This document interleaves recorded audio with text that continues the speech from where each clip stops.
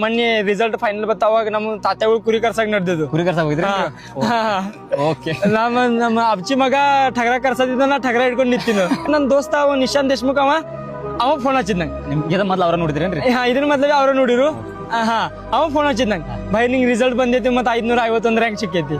ಅಲ್ಲೇ ಠಗರ ಬಿಟ್ಟು ಜರ ಅದ ಅವಾಗ ಜರ ಕಣ್ಣೀರ್ ಪಿಣ್ಣೀರ್ ಬಂದು ಅವಾಗ ಅಂದ್ರೆ ರಿಯಾಕ್ಷನ್ ಹೆಂಗಿತ್ರಿ? ಅಂದ್ರೆ ನಮ್ ಹಳೆಲ್ಲ ಇದ್ರು ಅವ್ರಿಗೆ ಏನ ಅಂದ್ರೆ ಈಗೂ ಏನ್ ಅನಿಸ್ತಿದ್ವಿ ದೊಡ್ಡ ಆದ್ಮಿ ಆಗಿದ ಖರೆ ಅವ್ನ ಮೇಲೆ ಎಷ್ಟು ರೆಸ್ಪಾನ್ಸಿಬಿಲಿಟಿ ಆಯ್ತು ಇನ್ನ ಅವ್ರಿಗೆ ಅಂದ್ರೆ ಗೊತ್ತಿಲ್ಲ. ಒಟ್ಟು ಸಾಯವಾಗಿದ ಒಟ್ಟು ಸಾಯವಾಗಿ ಹುಡುಗ ಒಟ್ಟು ಸಾಯವಾಗಿ ಎರಡ್ ಸಿಚುವೇಶನ್ ಇರ್ತಾವ್ರಿ. ಮನುಷ್ಯ ಯಾವಾಗ ಬಿಟ್ಬಿಡ್ತಿದ್ದಿ, ಹಿಂದ್ ಹೋಗಾಕ ಯಾವಾಗ್ರಿ ಹಾದಿ ಇದ್ರೆ ಬಿಟ್ಬಿಡ್ತಿದ್ವಿ. ಹಿಂದ್ ಹೋಗಾಕ ಹಾದಿ ಏನಿಲ್ಲ ಮತ್ತೆ ಬಿಟ್ಟು ಅದಕ್ಕೆ ಬಿಡ್ತಾನ. ಹಿಂದ್ ಪರಿಸ್ಥಿತಿ ಇಲ್ಲ.